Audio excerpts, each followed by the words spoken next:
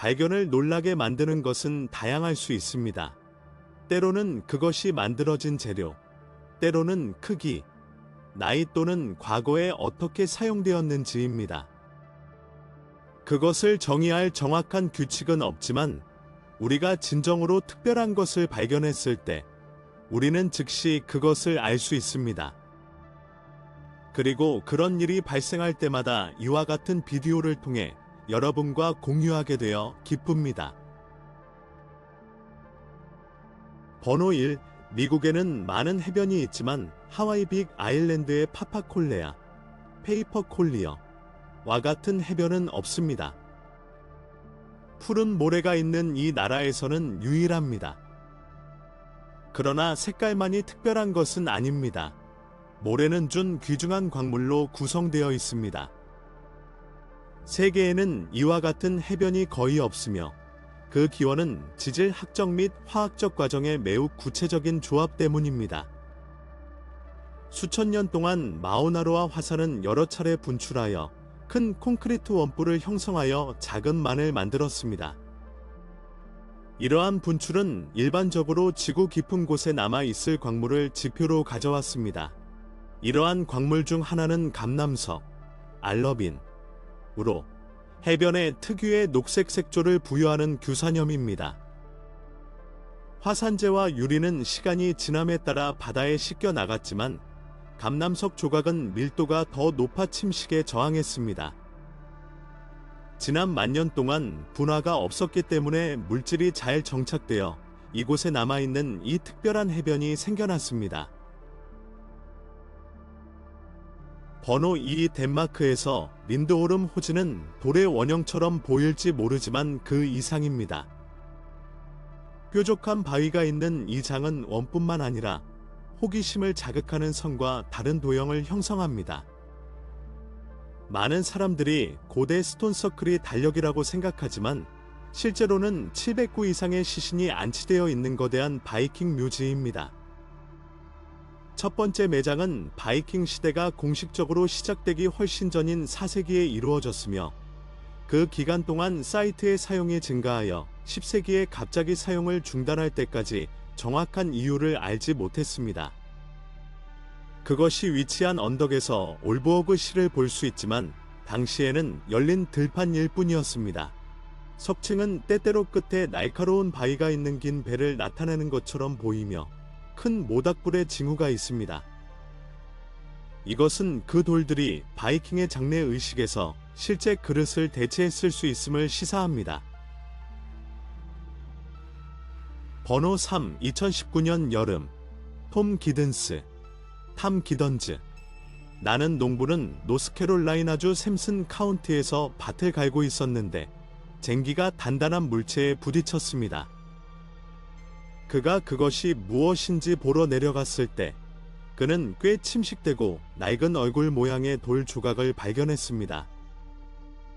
그는 이 주제에 대한 전문가는 아니었지만 그것이 상당한 역사적 가치를 가질 수 있다는 것을 이해했기 때문에 전문가에게 연락하기로 결정했습니다.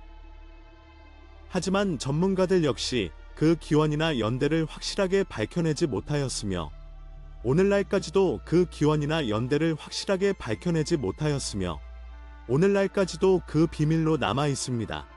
이 조각품은 귀에서 귀까지 너비가 거의 60cm, 머리 꼭대기에서 턱까지 약 90cm입니다.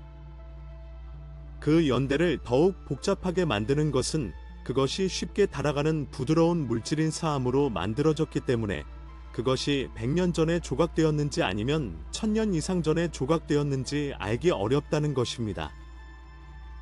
그 디자인을 알아볼 수 있다면 고고학자들은 그 기원을 더 잘 추정할 수 있지만 노스캐롤라이나나 그 주변에 유사한 것에 대한 기록은 없습니다.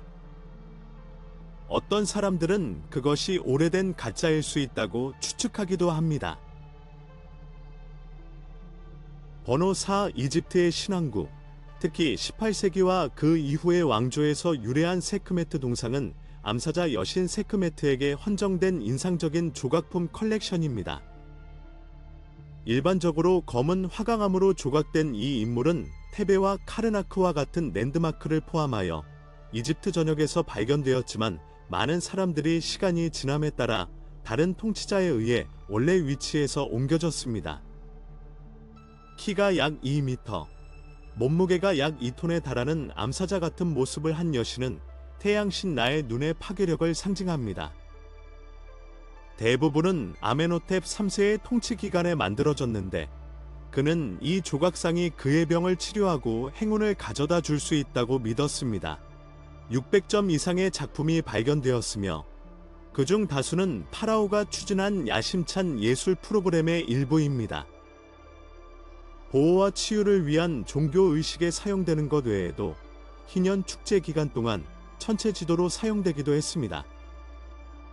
조각품은 서있든 앉아있든 몸을 감싸는 드레스를 입고 있으며 종종 태양 디스크와 머리에 코브라, 우레우스로 장식되어 있습니다. 정교하게 조각된 세부 사항과 비문 및 제목은 고대 이집트의 종교, 예술 및 왕권에 대한 귀중한 통찰력을 제공합니다. 번호 5. 과학적 증거나 명확한 설명이 없을 때 무분별한 추측이 그 자리를 차지한다. 그리고 인도네시아의 신비로운 바다 계곡, 바더밸리에서는 그러한 추측이 초자연적 이론을 낳았습니다. 이 수수께끼 같은 계곡에는 선사시대로 거슬러 올라가는 수백 개의 동상과 거석이 있습니다. 재미있는 것은 과거에는 인구 밀도가 높은 지역이었지만 오늘날에는 인도네시아 사람들조차도 거의 알려지지 않은 작은 외딴 마을이라는 것입니다. 막연하게 인간과 비슷한 모습을 한 조각상에는 그것이 무엇을 나타내는지 알려주는 비문이 새겨져 있지 않습니다. 그들은 신일까요? 사람일까요? 아니면 다른 무언가일까요? 가장 흥미로운 것은 아무도 이 사이트의 기원을 확실하게 연대를 추정할 수 없었고 이로는 1000년에서 5000년 전까지라는 것입니다. 이 거대한 인물들과 함께 사는 데 익숙한 마을 사람들은 그들에 대한 그들만의 전설을 가지고 있습니다. 어떤 사람들은 그들이 형벌로 돌로 변한 범죄자라고 믿는 반면 다른 사람들은 악령으로부터 땅을 보호할 수 있는 마법의 힘을 가지고 있다고 주장합니다. 이 조각상에는 실제로 어떤 비밀이 숨겨져 있습니까? 번호 6. 거들 북군 본질적으로 그 이름에서 알 수 있듯이 벨트로 허리에 두르는 작은 책입니다. 비현실적인 아이디어처럼 보이지만 중세 유럽에서 책을 운반하는데 놀랍도록 인기 있는 방법이었습니다. 이러한 책들은 대개 시편이나 기도서와 같은 묵상 서적이었으며 개인적인 용도로 쓰여졌다. 처음에 벨트북은 단순히 실용적이고 휴대가 간편하여 휴대하는 사람은 누구나 항상 휴대할 수 있었습니다. 그러나 시간이 지남에 따라 일부는 복잡한 디자인과 금이나 상아와 같은 귀중한 재료로 장식된 예술 작품이 되었습니다. 양피지로 만들어진 이 책들은 크기가 작아 제작하는 데 필요한 재료가 적었기 때문에 편집자들이 가장 좋아했습니다. 재본된 책이 대중화되던 16세기에는 이러한 책의 사용이 줄어들었지만 휴대용 책의 개념은 계속되어 오늘날 우리가 알고 있는 페이퍼백으로 발전했습니다. 오늘날 살아남은 소수의 표본은 극히 희귀하며 수집가와 박물관에서 매우 탐내고 있습니다. 번호 7. 위제 조던 코다이스의 이야기는 더욱 흥미진진합니다. 이 납 서적들은 2011년 3월 요르단의 한 동굴 깊은 곳에서 발견되었다고 한다. 놀라운 것은 금속 페이지에 고대 유대 신비주의 학교인 카발라와 관련된 비문이 포함되어 있다는 것입니다. 1년 동안 철저한 연구를 한 후 BBC를 포함한 많은 전문가들은 그것들을 가짜라고 일축했다. 하지만 4년 후 영국의 서식스 대학교는 그 비문이 나이를 정확하게 판단할 수는 없었지만 사용된 납이 놀랄 만큼 오래된 것임을 발견하였습니다. 그 이후로 이 책자본이 진짜인지 아니면 정교한 위조품인지에 대해 아무도 의견이 일치할 수 없었다. 그 페이지들은 2000년 전의 것이고 그것들을 하나로 묶는 가죽 조각들도 마찬가지이지만 비문은 오류로 가득 차 있고 일관성이 없다. 이로 인해 일부 사람들은 누군가가 고대 책을 발견하여 더 흥미롭게 만들기 위해 가짜 종교 비문으로 장식했을 수도 있다고 추측하게 되었습니다. 그러나 다른 사람들은 책자본에 쓰여진 것이 숨겨진 코드에 있기 때문에 말이 안 되는 것처럼 보인다고 변호합니다. 그들은 실제로 어떤 비밀을 숨기고 있습니까? 이 수수께끼는 해결책이 보이지 않는 것 같습니다. 번호 8. 분명히 많은 사람들이 영국에 와서 왕 이야기와 관련된 돌 속의 검에 대한 유명한 전설을 알고 있습니다. 그러나 돌 속에 또 다른 검이 있고 영국에 없다는 것을 알고 계셨습니까? 실제로 이탈리아 유스티노에 있는 모니 채널, 마니 채널에 있습니다. 그리고 여기에 가장 놀라운 부분이 있습니다. 정당한 왕이 그것을 추출하기를 기다리는 대신 이 검은 성자. 이 성자 갈가노 구이도트는 1148년 쿠스디노 근처에서 태어났습니다. 그는 부유한 신사였지만 기독교로 개종한 후 모든 것을 버리고 운둔자로 은퇴했습니다. 전설에 따르면 어느 날 천사장 미카엘이 그에게 나타나 모든 재물을 포기하라고 명령했습니다. 갈가노는 믿을 수 없다는 듯이 이것은 돌에 칼을 꽂는 것만큼이나 불가능한 일이라고 대답했다. 그러나 그가 다음에 한 일은 모든 논리를 무시했다. 그는 바위에 칼을 꽂았다. 그리고 놀랍게도 그 칼은 돌을 꿰뚫고 박혔다. 그는 1185년에 죽었고 1년 후 교황 루키우스 3세에 의해 성인으로 선포되었다. 모니 예배당은 검과 바위 주위에 지어졌으며 테스트 결과 검이 12세기의 것으로 확인되었습니다. 그렇다면 이 이야기가 매혹적인 숨겨진 진실에 불과하다고 누가 장담할 수 있겠습니까?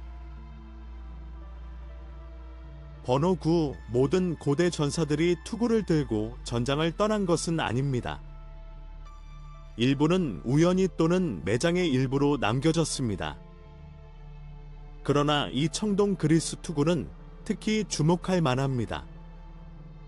그것은 2000년에서 2500년 사이이며 그러한 발견을 위한 예상치 못한 장소인 타만의 러시아 지역에서 발견되었습니다. 구소련 영토에서 발견된 유일한 유사한 헬멧은 19세기 키예프 근처에서 나타났습니다. 이 코린트식 투구는 이전의 흑해 북부 지역에서 발견된 것과는 다릅니다. 그리스 선박과 아테나 동상에 묘사되어 있지만 세계에서 실제 표본을 찾는 것은 극히 드뭅니다. 이 헬멧이 전투에서 착용했는지 아니면 의식 목적으로 착용했는지에 대해서는 약간의 논쟁이 있습니다. 큐브 같은 디자인은 그것을 착용한 사람들의 시야와 움직임을 심각하게 방해했습니다. 좁은 눈 틈새로 인해 옆을 볼 수 없었고 전투에서 사용할 경우 착용자는 적과 정면으로 대면해야 했습니다. 번호 10. 다음 발견은 청동기 시대로 거슬러 올라가는 진흙 그릇이 발견된 영국의 코날로 이동합니다. 이러한 유형의 유물은 영국에서 흔히 볼 수 있지만 이 4000년 된 그릇을 특별하게 만드는 것은 비어있지 않다는 것입니다. 이곳에는 인간의 유해가 묻혀 있는 것으로 여겨지며 이는 화장과 매장이 온전하게 이루어졌을 가능성을 시사합니다. 이 그릇은 부싯돌 도구 및 도자기 파편과 같은 다른 청동기 시대의 물건과 함께 농경지 한가운데에 위치한 핸더즈 베로라는 사이트에서 발견되었습니다. 다행히도 그녀가 묻힌 고분은 지난 몇 년 동안 쟁기에 의해 손상되지 않았으며 고고학자들은 이를 특별한 행운이라고 묘사했습니다. 그러나 청동기 시대에 코날에 살았던 사람들이 왜 시신을 고분에 묻었는지는 아직 알려지지 않았으며 그 이유는 결코 밝혀지지 않을 것입니다. 이 지역의 산성 토양은 발견되기 전에 많은 매장지와 유물을 파괴했기 때문에 이 발견을 더욱 특별하게 만듭니다. 번호 11. 2000년에 발견된 장소의 이름을 딴 에아탄 헬멧은 네스터셔의 에아탄 근처 현장에서 발견되었습니다. 철로 만들어지고 가장자리에 금박 상감세공으로 장식된 이 로마의 투구는 원래 은으로 덮인 퍼레이드와 의식용 투구였습니다.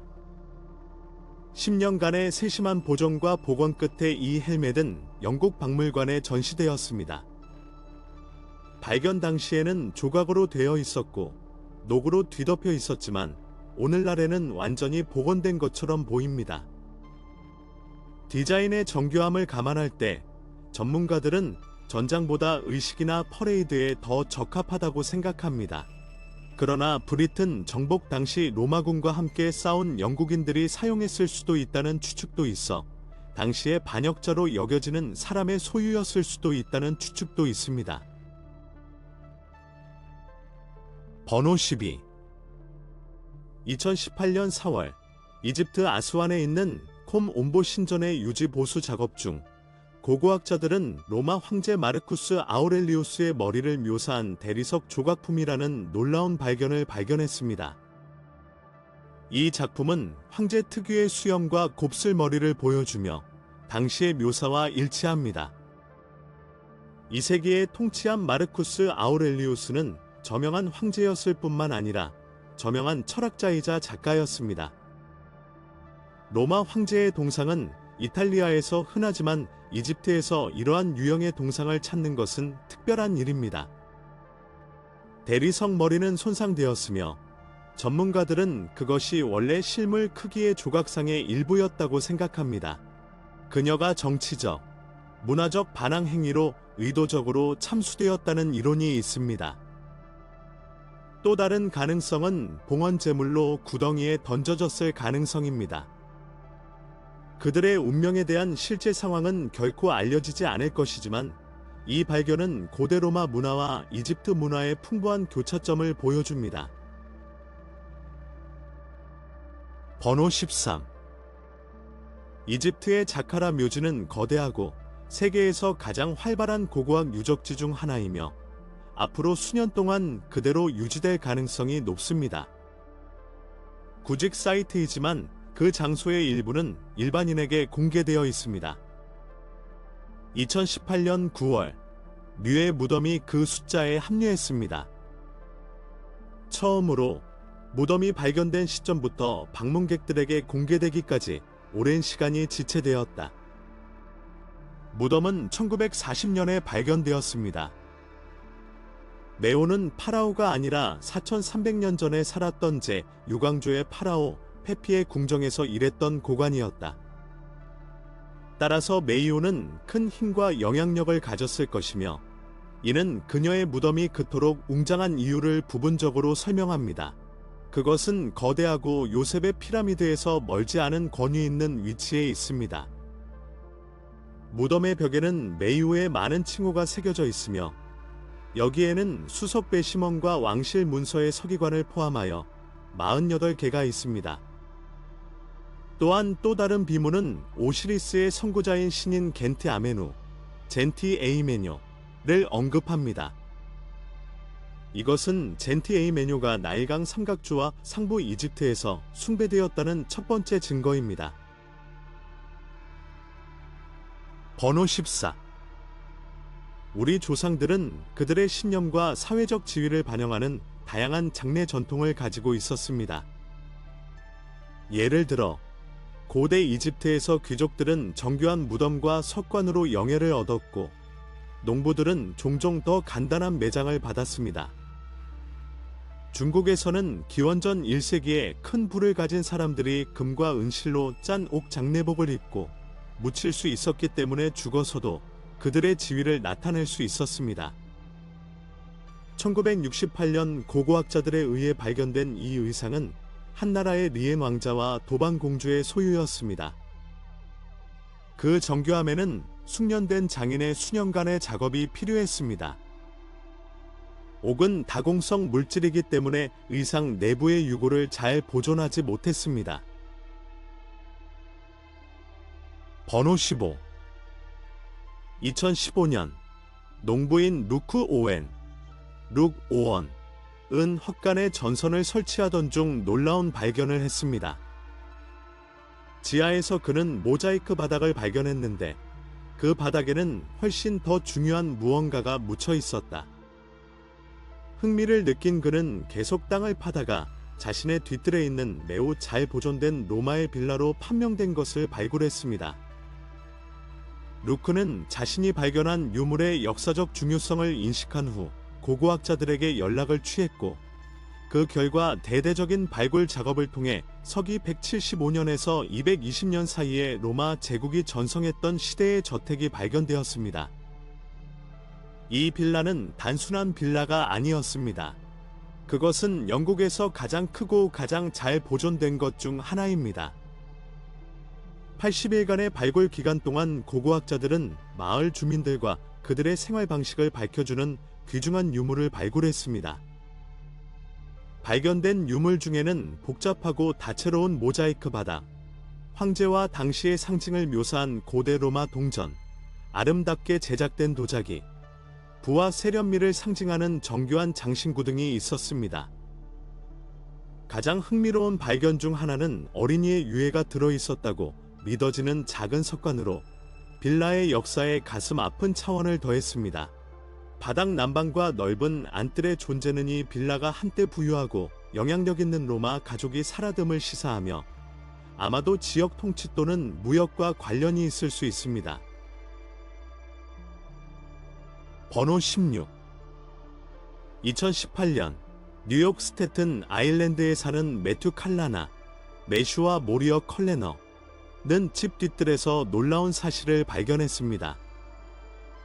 몇 년 동안 그 부부는 나무 밑에 있는 금속 상자를 보았고 그것이 그저 낡은 전기 상자라고 생각했고 그것에 대해 별로 주의를 기울이지 않았다.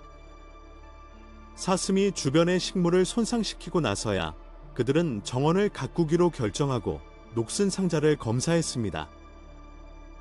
놀랍게도 그것은 전기 상자가 아니라 금고였습니다. 호기심이 그들을 덮쳤고 그들은 그 안에서 무엇을 발견하게 될지 상상하지 못한 채 문을 열었다. 일반적으로 금고는 귀중품을 보호하기 위해 설계되지만 보물이 들어있는 상태로 버려지는 경우는 드뭅니다. 그러나 칼라나는 머리에 못을 박았다. 금고에는 약 52,000달러 상당의 돈과 보석 및 기타 귀중품이 가득 들어 있었다. 여기에는 손상되지 않은 현금 300달러가 포함되었습니다. 그들은 귀중품과 함께 주소가 적힌 종이 한 장을 발견했다. 경찰은 여러 해 전에 강도를 만났던 이웃의 주소를 추적해냈습니다. 강도 사건은 2011년 크리스마스 다음 날 밤에 발생했고 금고는 도난당했지만 되찾지 못했다. 칼라나 가족은 망설임 없이 보물을 이웃들에게 돌려주었고 이웃들은 오랫동안 잃어버렸던 귀중품을 되찾았습니다. 번호 17. 전쟁터는 묻힌 보물을 찾기에 좋은 장소이지만 문제는 대부분의 고대 전장이 이미 확인되고 발굴되었다는 것입니다. 그러나 항상 그런 것은 아닙니다.